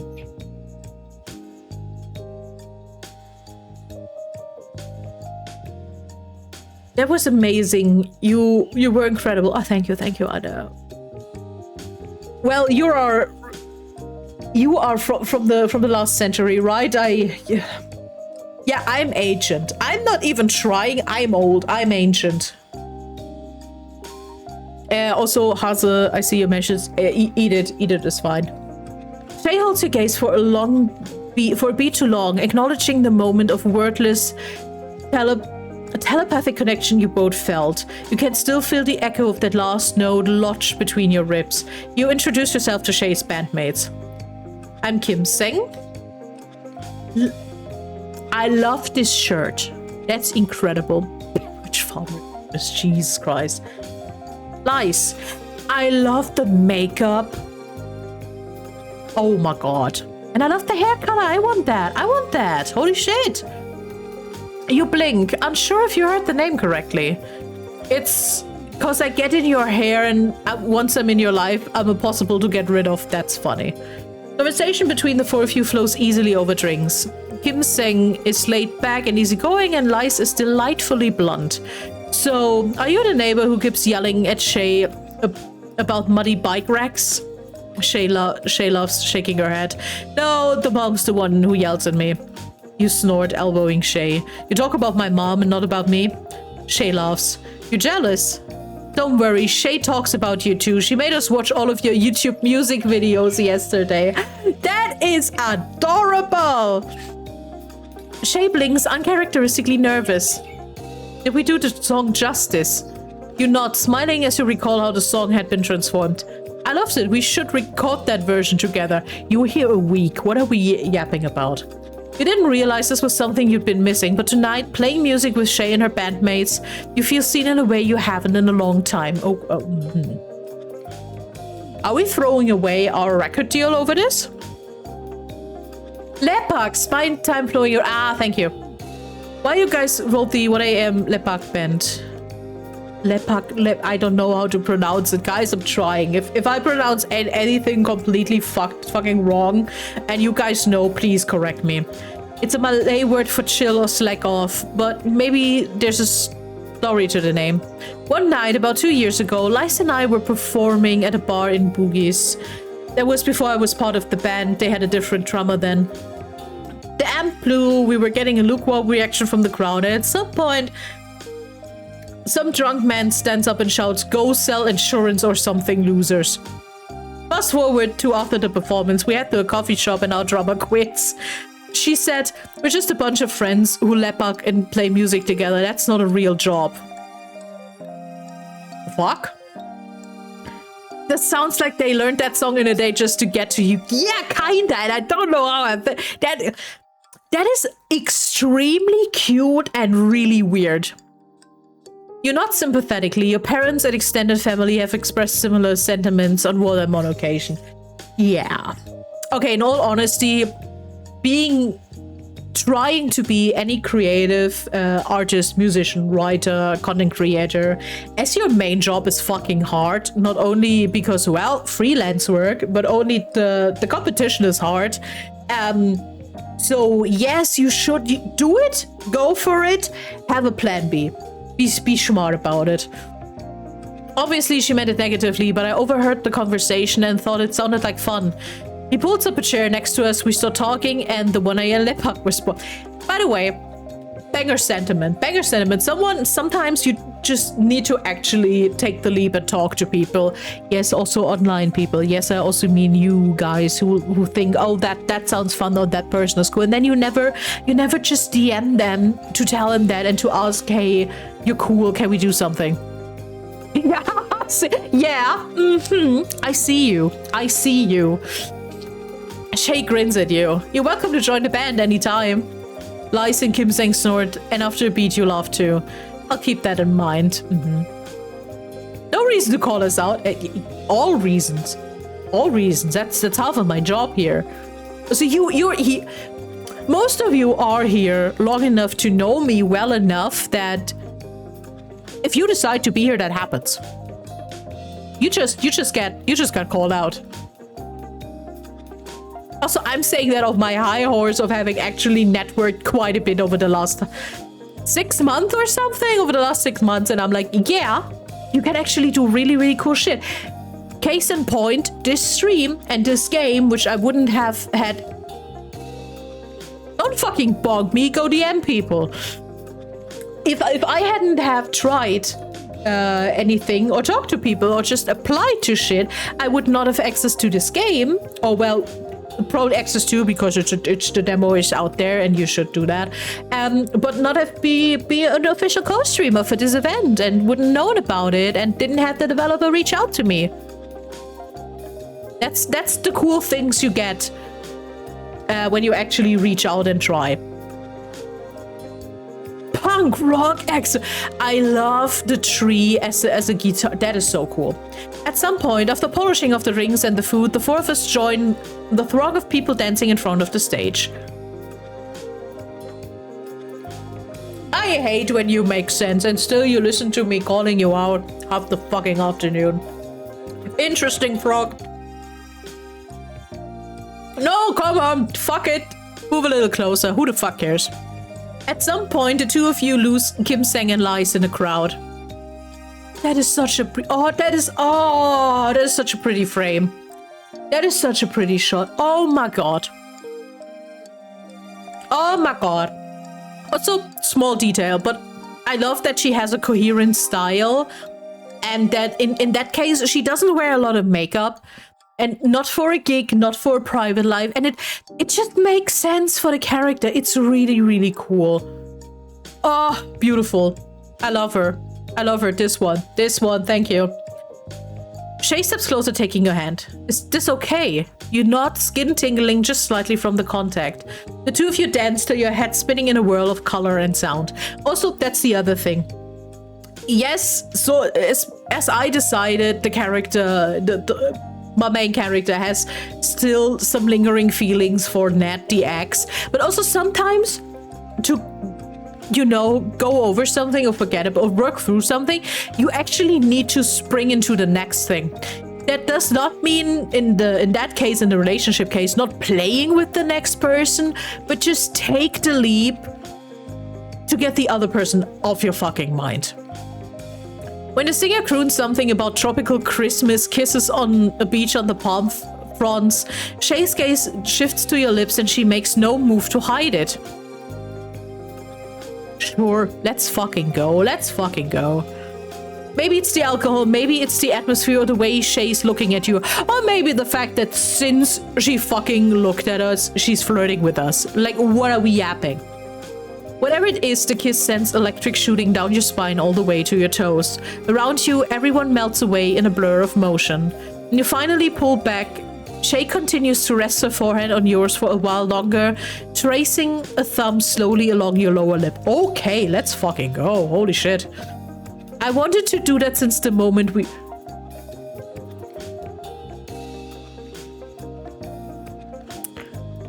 That's a lot. And I'm also still questioning if there's some fangirl in that I don't know what I would think about. But sure. Was it what you imagined? That and more. Classic. We love that. As the song winds down to a close, you rejoin Shay's bandmates at the table. You catch Lies and Kim Seng looking at you curiously, but at your self-conscious expressions, Lies rolls her eyes and waves a hand at you. Don't worry, nothing I haven't seen before. Shay laughs, shaking her head. You guys are the worst. Nothing. Ooh. Ooh. Good to know that she's like this. Having feelings for Ned after drifting apart is fine, but the feelings for Q seemed a bit out of place since we don't know who soured the relationship. Yeah. Yeah, that's my point. I also have no idea what soured that relationship. Yes, first love is special, and first love usually always just lingers in the back of your mind to some degree, but more if it was good or just didn't end it horribly, more in a sense of nostalgia than actual having feelings. But yeah, especially if you still have to live with your ex, of course you're not over that. You need distance. The three of them devolve into good-natured bickering. Eventually you decide to call it a night. It's getting late and the venue has begun to empty out. Head home. Instead of a taxi back, you accepted a ride back from Shay on her motor. Didn't you guys have drinks? Don't drink and drive, people. Especially not on motorbikes. Don't do that. Thank you. Cool wind buffets your face and the engine thrums beneath you. You're beginning to relax, taking in the Christmas lights, when the bike suddenly sails over a speed bump. You get a millisecond of airtime before hitting the ground again, nearly crashing into Shay's back. She laughs but doesn't take her eyes off the road. You can hold on to me if you want. If that was a ploy just to get closer, that was horrible. Yeah, no. I'm sorry, but that was... If that was just a ploy, I'm not happy about that. Hello, Z. Hello. Why are you awake? Isn't that fucking late? Holding Shay feels like it would be too intimate, so you squeeze your leg around the body of the bike. Shay makes another sweeping turn. The swooping sensation makes your pulse race. You cling onto the bar behind you. At the next stoplight, Shay shoots you an over-the-shoulder grin, dark eyes twinkling. You all right? You laugh, tension gradually bleeding away. I don't know if you guys were ever the passenger on a motorbike. I did that once and was fucking horrifying. I hated it. Surviving.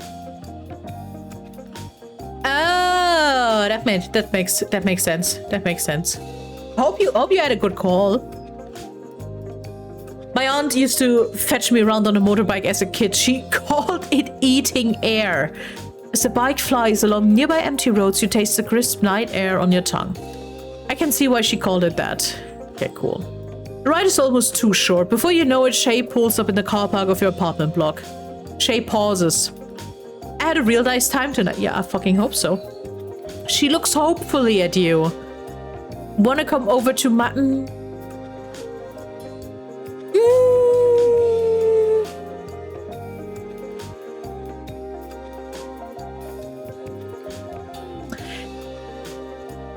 If we weren't staying with our parents, that would have been another discussion, honestly. That would have probably been different, because you didn't have to deal with your parents the next morning asking why the fuck you came home at shit night. Also, I'm still not sure. I love Shay. I love the flirty. I love the direct, because it's actually what our character needs right now. But the fact that she's... my question is, did she know who we were before the mother told her? Was she a fan before? Is this a bit of a fangirl situation? Because that feels weird to me personally. So for now, I'm saying no, because that's I'm missing some framework, and also we're staying with our parents. This is not a good situation. You shake your head. You're supposed to be back home visiting family, not spending the night with random strangers. Yeah. And you're worried you might give Shay the wrong idea. No, that's not the point. Shay nods and she changes track slightly. There's a boxing gym I go to in Geylang. Maybe. Do you want to come in with me? We could have dinner after. You raise an eyebrow and Shay laughs. I know it sounds like I'm suggesting it so I can beat you up, but it'll be fun, I promise. Even Lice think so, and they hate exercise. Me and you, Lice, me and you.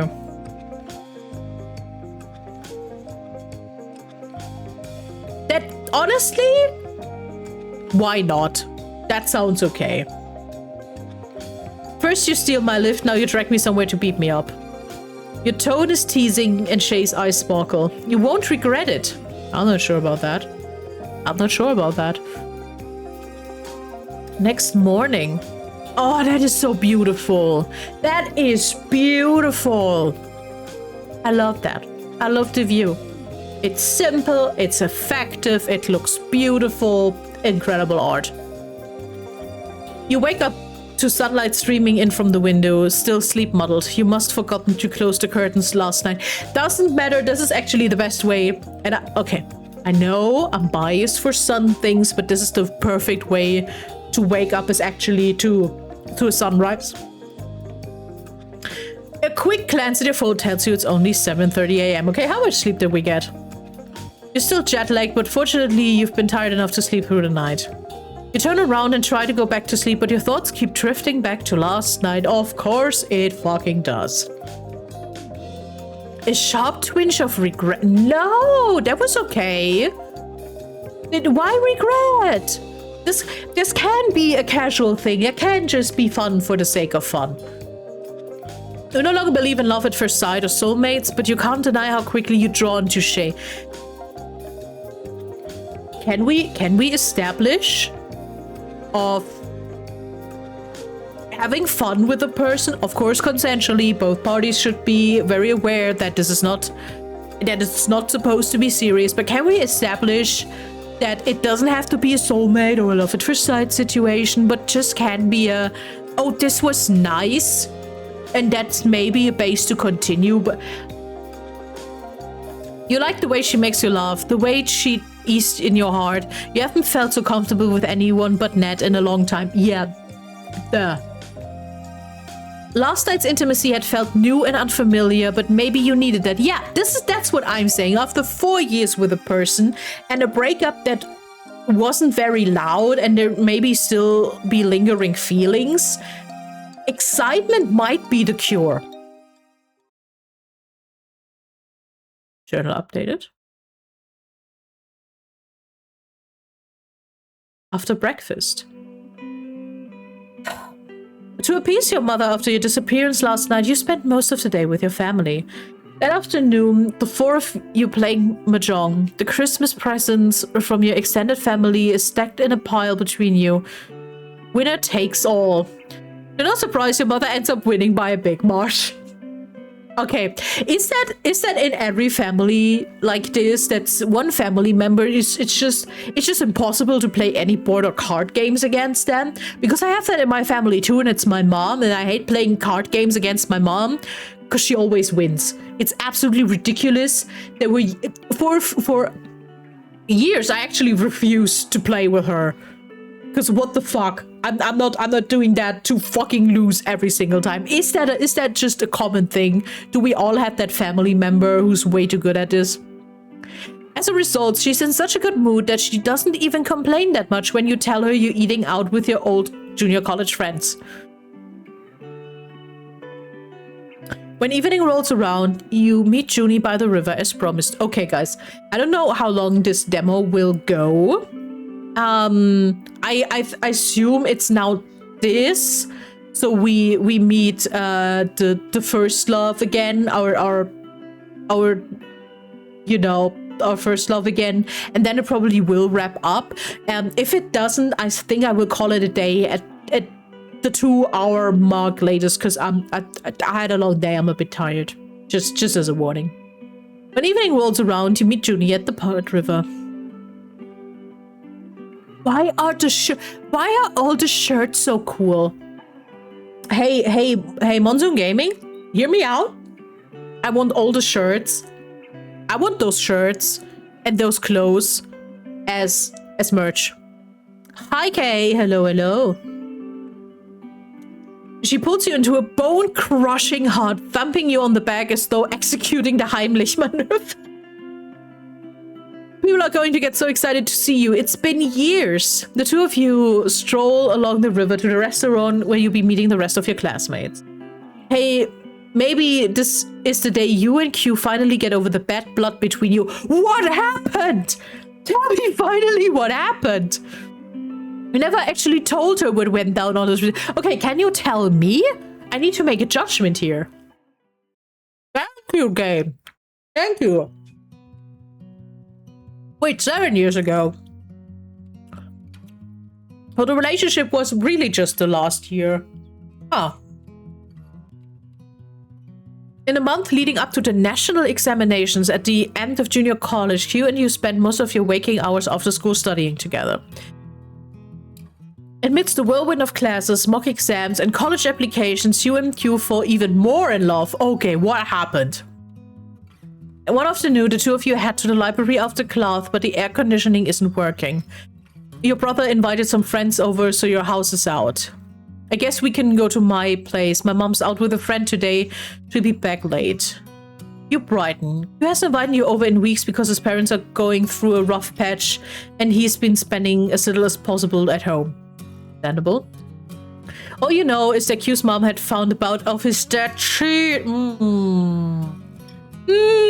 Okay.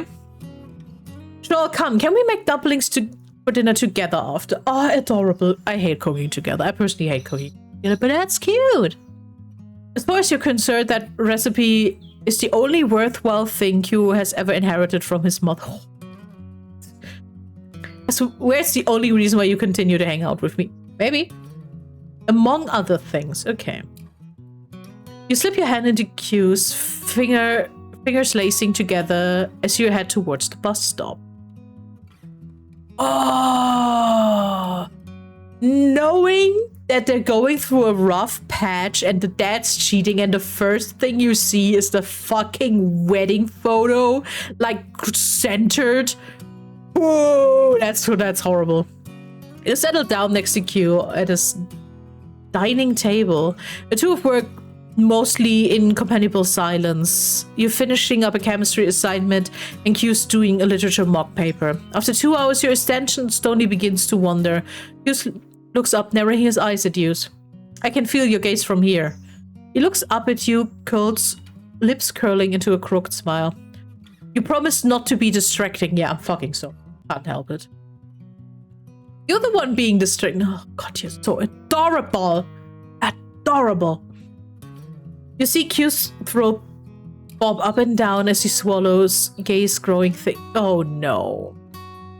I've still got 5 more minutes on my practice test.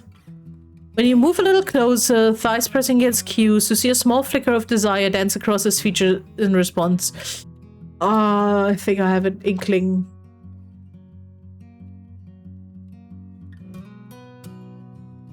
No, let's not do anything. Your eyes continues to burn a hole into your soul. He draws closer, hand coming up to cup your jaw. Okay, he leads in. Okay. Oh.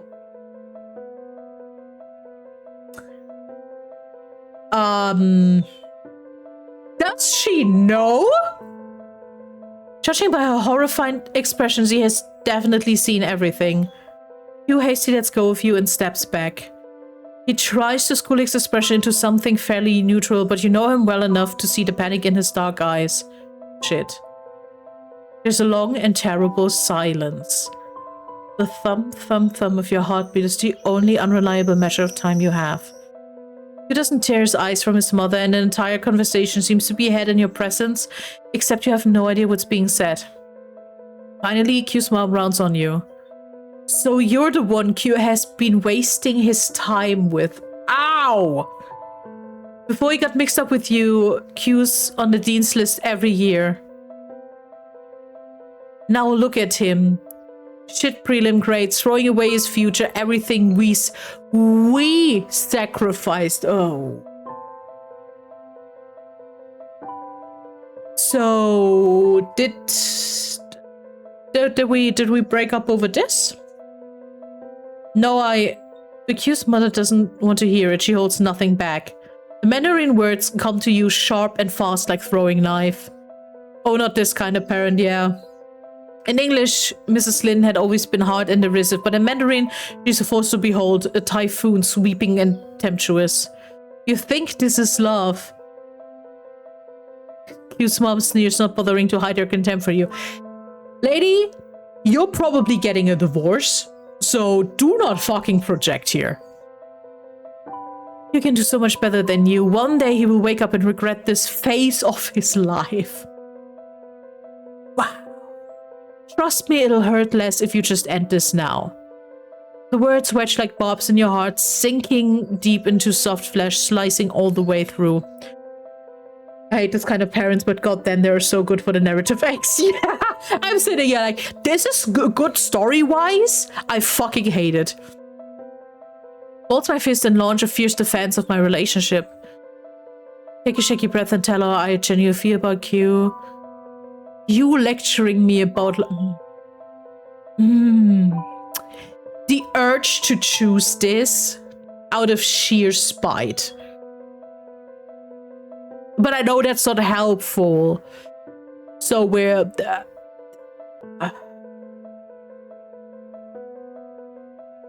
Fury courses through your veins, bursting free from its banks like a thundering river. You have never had to use Mandarin for anything other than writing academic essays. But in the heat of the moments, the words come streaming out of you. You think this isn't love? Well, maybe then what you have for him isn't it either. Maybe what Q will wake up one day realizing is that you should decide that he should decide what he wants, not me, not you. She lets out a bitter laugh and her eyes meet yours. Don't lecture me about what love looks like. The strange hollowness in her gaze hits you harder than the rage that had preceded it. Believe me, I know it. Mistake disguised as love. Those are the worst kind. Wow! She picks your bag from the ground and hands it to you. Go. This is the last I want to see or hear of you. Through it all, Q says nothing. He just stares at you, dark eyes swirling. This, more than anything else, is what breaks your heart. You bite down so hard into your lower lip that you taste the metallic tang of blood. Okay. After that then. Why didn't you say anything yesterday? I understand why you didn't say anything. What's the use? You know she won't change her mind. I don't need her to change her mind, I just need to know where you stand. Q simply stares at you and the silence, just like it had been yesterday, is damning. No, I understand why we're mad at him. I completely understand why we're still kind of a bit mad at him. Yeah. You realize that for as long as the specter of Q's parents' pride and their expectations hang over him like a noose, Q will never be happy. And you'll always be the collateral damage. The realization turns into a cold, hard pebble in your gut. You shake your hand, staring straight into Q's eyes. You clench your jaw, heart turning to stone. You catches your arm, voice breaking. Don't make me choose between you and everything else. I can't. Oh, man. Your heart, made brittle by everything that happened yesterday, finally shatters completely. I'm not the one making this an either-or situation. Don't pin this on me. Q's face is wan, making the dark circles more obvious. Had he gotten any sleep last night? Then the collateral damage part, not relationships, but... Well, just not hang out in my house. I'll tell my parents I'm studying outside alone. Nothing has to change. An easy fix. As long as you stay within the clean eyes of Q's boundaries and never ask for more, you would pretend the problem doesn't exist. I'd rather have something than nothing at all.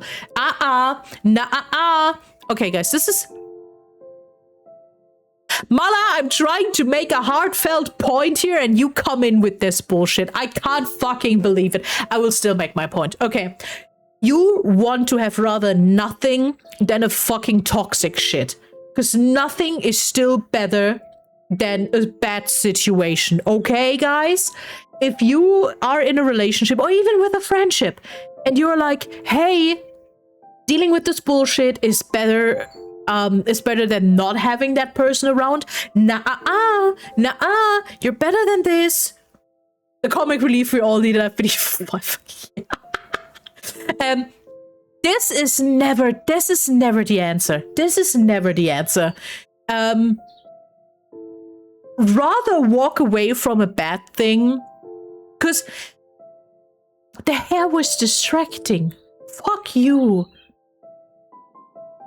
You know it's over. There's no going back after this. The damage is done. In place of the heady, giddy feeling of falling in love, being in love, there's only the whole hollow, gnawing feeling of betrayal. Yeah. Now it's about your grades. Next, it'll be your career. But underneath it all, there'll always be the chokehold of your parents, the expectations of what your life should look like. Yeah. You'll have to pick, and I'll be the one that gets dropped. There's a long silence. If Q had said something, then anything to refute this, you might have not walked away. But the fact that he says nothing genuinely says they were right. But he doesn't, so you turn and you don't look back. The next days morph into weeks. You still see him in class and sometimes after school, but you barely talk to each other. The haunted look in Q's eyes never goes away. You stop dreaming about the future you could have shared with him. Instead, you pull all your energy into studying just to feel the hole in your heart that had once been reserved for Q. Oh my god. Extremely well written first love. Because this feels really intense, because as a teenager, this feels this intense, and it's absolutely correct. Even if from an adult perspective, of course, I'm like, hey, let's be fucking honest. There might have not been a future at all. But it is so well written. Nothing feels the same, but you lie to yourself that if you can just make it through the exams, earn your ticket out of Singapore, you leave all the pain behind. Soon, classes come to an end, you take your exam and leave the rest up to fate. In the end, you get the full scholarship to NYU, and you hear that Q's headed to the best law program in the country. Oh, lawyer. Interesting.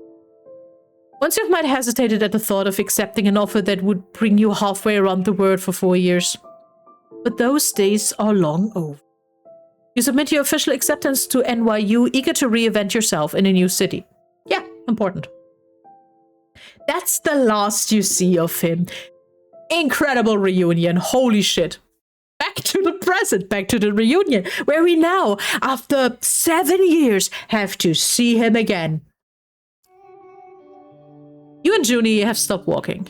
Junie had listened to the entire story without interrupting, but now she rests a hand on your shoulder and squeezes. Damn, I'm so sorry you had to go through this. You told me some of it, but I hadn't realized it was so bad. Junie pulls you into a hug, and you let yourself relax into the embrace. You do feel a little lighter now that you've told Junie about what happened. I can try. I'm not good at catching. I'm not good at catching.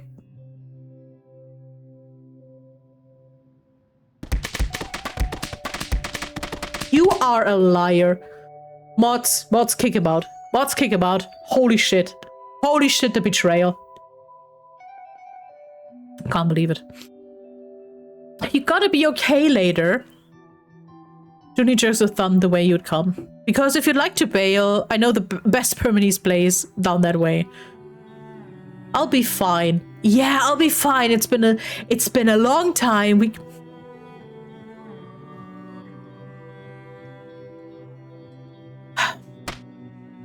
Fuck you too. The restaurant is all sleek black and white lines and dark mahogany. The space drums with Christmas Eve energy, clinking glasses, bursts of laughter, murmurs of low conversation. You scan the sleek interior until you spot familiar faces at the corner booth. Tech, your classmate, and Junie's boyfriends give you both an enthusiastic wave and dashes over, pulling Booth and Uni into a bear hug. That's cute. You're heading towards the table with the two of them when the door swings open again. Something instinct perhaps, or maybe just back timing makes you turn to look, or the narrative device that we have to look at him when he comes in. Q stands silhouetted in the doorway, the smile on your face freezes in place. Time slows. Q's eyes meet yours and all the air swooshes out of it. That's a bit dramatic, come on. His dark gaze is exactly how you remember it, turbulent, deathless, and frustratingly unreadable. You let your eyes trace the hard, angular structure of his cheekbone and jaw down to his tailored shirt and pants. Could we not check him out? It all speaks subtly of success and power and prestige, all the things Q's parents had always wished for. No, except of him, yeah. You hear he's a public prosecutor. Prosecutor is which side? That's the works for the state side, right? Right. And he certainly looks like the sort of person that wouldn't want to go up against in court. And yet, in the subtle softening of his eyes as he holds your gaze, you see traces of the Q you once knew. There's a hollow ache in your chest. No, there's not! Q slowly lifts his chin and his lips curl into a wry, almost cryptic smile. I was starting to think I'd never see you again. I missed you. Ugh. No. Overcome with no, we're playing is cool. We can be friends again with this guy, and I'm completely fine with that, but come on. You were together for a month, a year-ish. Dad, kill this guy /J. No, we don't need to kill him. But hey, it was a before they graduating. So what 17, and it fell apart for very valid reasons that neither of them could have changed. So hey, we can chill. They were babies, and yes. That shit is fucking dramatic when you're 17. Because you're already in puberty and you have to stress about your future and having to graduate, yada yada yada.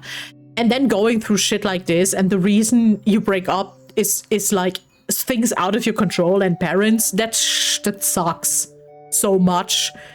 But hey, come on. The first person you'd fallen in love with and the first person to break your heart. Yeah, that's usually how that goes.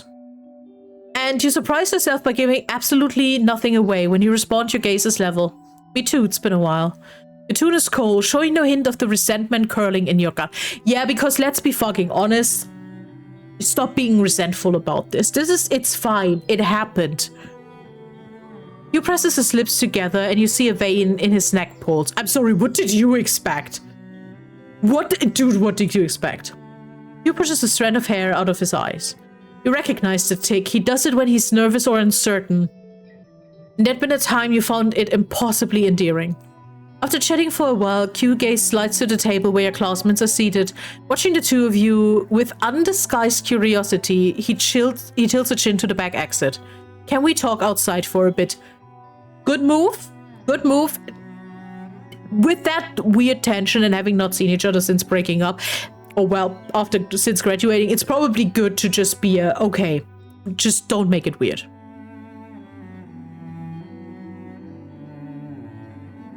Sounds like a start of a murder mystery. Come on.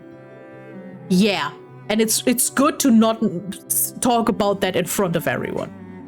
Your heart rate quickens and your throat goes dry that you don't trust yourself to speak. Oh, that's bullshit. Instead, you just nod wordlessly, already praying fervently that this isn't a terrible mistake. His expression takes on an unmistakable glimmer of hope. Dude! Nah-ah! I would part of the classmates so hard nothing can stop me from having a good old cup of tea. Fair. Oh, beautiful. I love the backgrounds. The backgrounds are also good.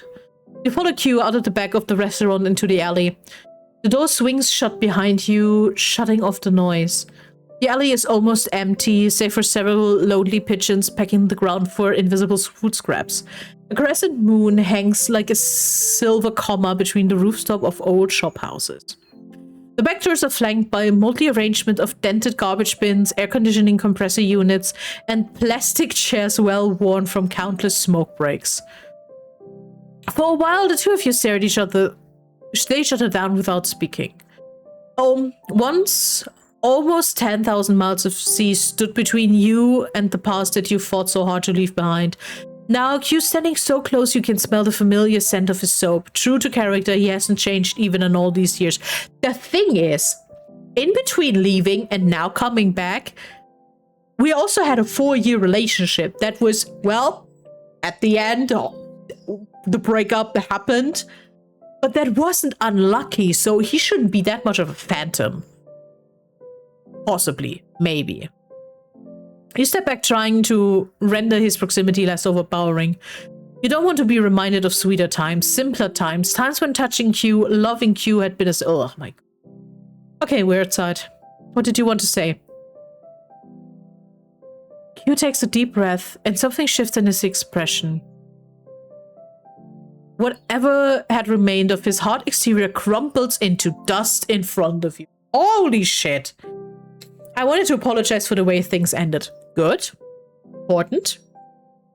Your heart drops to the pit of your stomach. I assumed you'd always be in my life. I was 18 and stupid, and Q keeps going, words coming out rough and unpracticed. I achieved everything on their list, ticked them off one by one. It didn't make me feel anything. He sucks in a breath, then chokes out the words. I thought I could do what my parents wanted and come back to the things that actually made me happy afterward. But by then, you were already gone. Oof. You think of that afternoon in Q's house, everything that Q's mother had said and then everything that Q had not. You look at Q for a long moment without saying anything, palms sweating in the humid night air. I never stopped wondering if things might have turned out differently if I had said something then, if I had asked you to stay all those years ago. Oh no, it looks like he actually thought about this. Yeah, probably. Why are you telling me all this now? You don't get to do this. You made your decision. I need mine. Now we live the...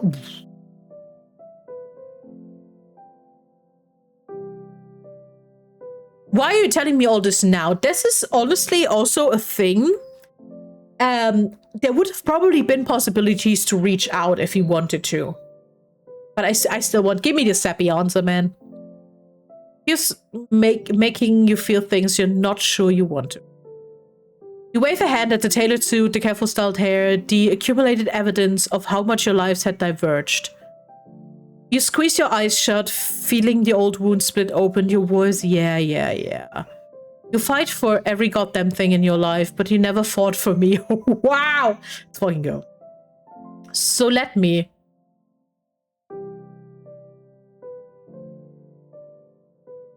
Oof. I know it's too late for all of that, but when Junie told me you were here today, I knew I had to try to talk to you this time at least. So many things have not changed. His intent gaze, the determined set of his jaw, the way he still makes you feel like you're the only person in the world. And yet there are so many other things that will never be the same. Years that you've lost and never would get back. I'm not asking to turn back the clock. Just lunch this week. This is all it has to be.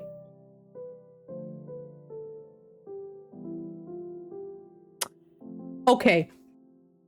I love that it's lunch and not dinner, because you know, classically dinner is a bit more heavy. Lunch is more neutral.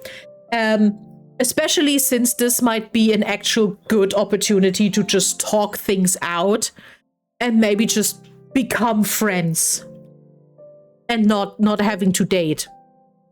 So yeah. Cause I honestly, from the vibes I'm getting, I'm not feeling a relationship here, but maybe just getting on good terms again. This is exactly what you'd... Yeah. Now you worry, but even against your better judgment, you find yourself nodding before your logical mind has time to protest. Hugh's entire face lights up, pulling old sensations out of you with that smile. The hairs on your arm prickle at the warm... Sorry, guys. Stuck. I'm stuck. Oh god, my face is stuck. Better. The air on your arms prickle at the warmth that blooms in your chest in response. The pigeon continues pecking at the ground. The moon hasn't moved an inch, but inside of you something... Ugh! Okay, the thing is, because it's Pride Month,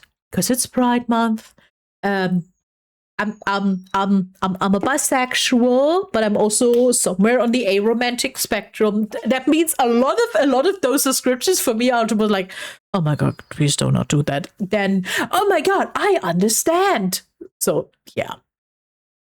Is an adult that chooses for himself. So many cases of men that won't leave their mothers. Yeah, that is actually a question. That I think that is an important part here. Will he be able to decide for himself? The night when you return home, you realize that everyone's been asking you the same question. Are you staying this time? Q had asked it first before you left for New York, then nearly a decade later.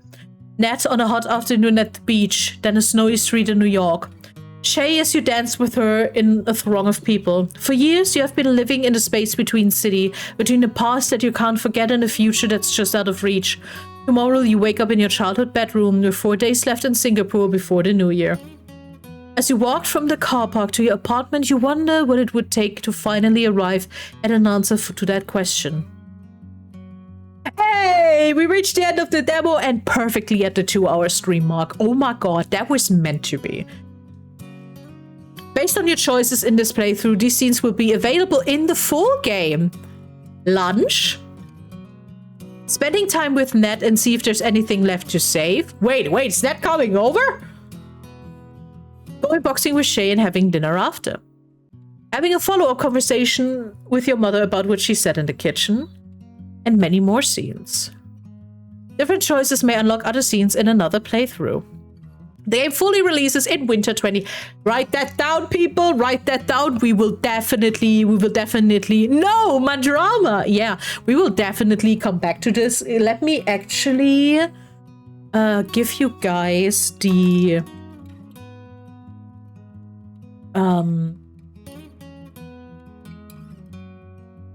that's the Steam page. Please wishlist the game. It's already so much fun. Back to the main menu. Ganz großes Kino. Ganz großes Kino! Yes, main menu. Okay.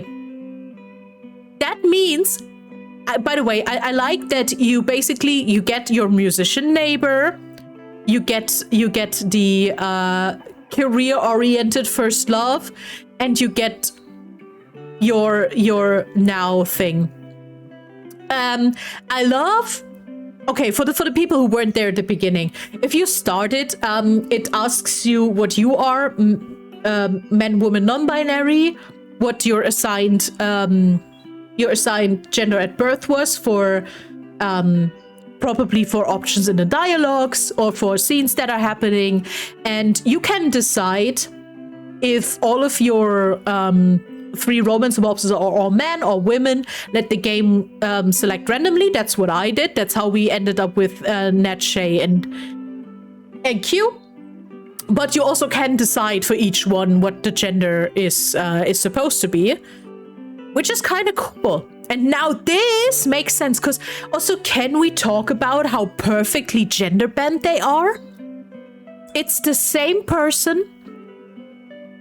Just like it's the same person, same features, slightly different. All of those could be twins or siblings. Like it perfectly made. Incredible. I really like that. I also love that it gives you the option of being like, hey, maybe your first love was of the opposite gender, and then you realized, oh, that's actually not a or you somehow learned later that, oh, actually I'm attracted to others, so maybe your ex and the future possibilities have another gender, and I love that. Yeah, thanks again, Ellie, for character design is peak. It is. Thanks again, Ellie, for reaching out to me in ye olden days before the Otome festival. I'm really happy that this is one of the games in the Southeast Asian Games Showcase. The showcase started yesterday, goes until the 14th, so if you can, check it out. I pinned the Steam page of the showcase.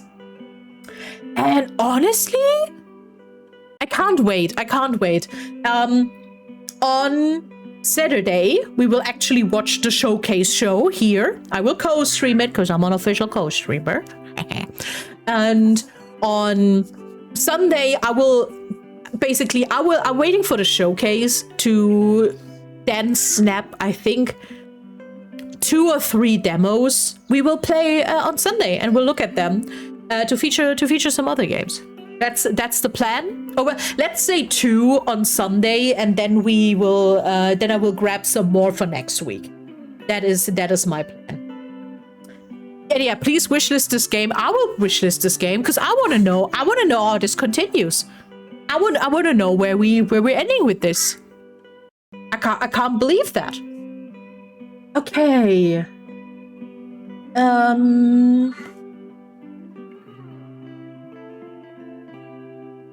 Let me see if... Man, I was like, is anyone online that also has that tagged? That would have been so cool, but seemingly not. Seemingly not. So where are we going?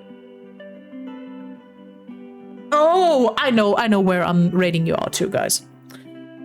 Let me actually move over here for a bit. Oh, by the way, did you know July 18th, Saturday is my 2D debut. No, I still had that up. That's ridiculous. There we go. Yeah, okay. Things for the continuation of this week. I will not stream tomorrow, but I will be at 5 p.m. 5 p.m. CET. That's 1 p.m. EST. That's 2 a.m. JST. I will be playing some repo with one Rio Bravo who's celebrating his affiliate anniversary. So we will see me there, but I won't stream. Because tomorrow evening I will actually start my Lodestar journey. Meaning I will record the session. Do not worry, but I will not stream it. And then we will officially see each other on Thursday, because I will finally do one of the Donathon streams you unlocked. And I will eat some spicy ramen, which is, by the way, a lie. It's spicy tteokbokki, and I have two flavors of that. I have sweet and spicy, and I have hot and spicy. Oh, I got the Lodestar. I need bigger maybe you do. Maybe you do need bigger.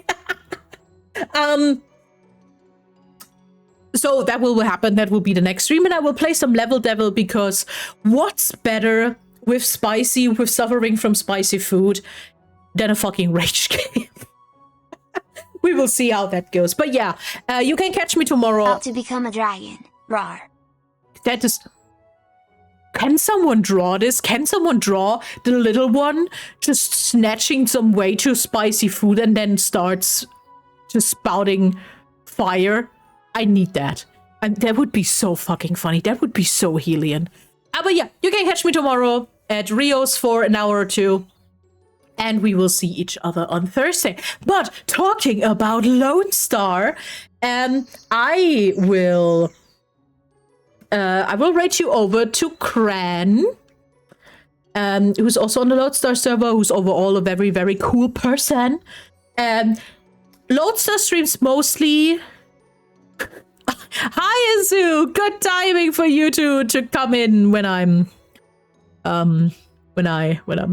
starting to raid out. Just be aware that Cran probably maybe won't react much, which is completely fine. Because, you know, it's a roleplay server and he's on the Lodestar. I assume he's on the Lodestar server right now. At least he's playing Grand Theft Auto. Los Santos. So do you know, just be nice, say hi. Also, Flapjack's in chat, so you say hi to Flapjack too. But yeah, I will raid you out. I'm so scared to start my Lodestar RP journey tomorrow. I'm so scared what will happen on day one. I will definitely tell you guys. I will definitely tell you afterwards, and even if it's just a little announcement on the Discord. By the way, hi, did you know I have a Discord? Did you know that there is a Lodestar role and you can get a Lodestar things? Get a Lodestar announcement and news? Okay, cool. That's it. I'm ready, you guys out, because I'm EP. I'm tired. Thank you for the hat pad. I will need that. I will take that hat pad and go to bed. See you guys tomorrow at Rio's and on Thursday for stream. Bye bye.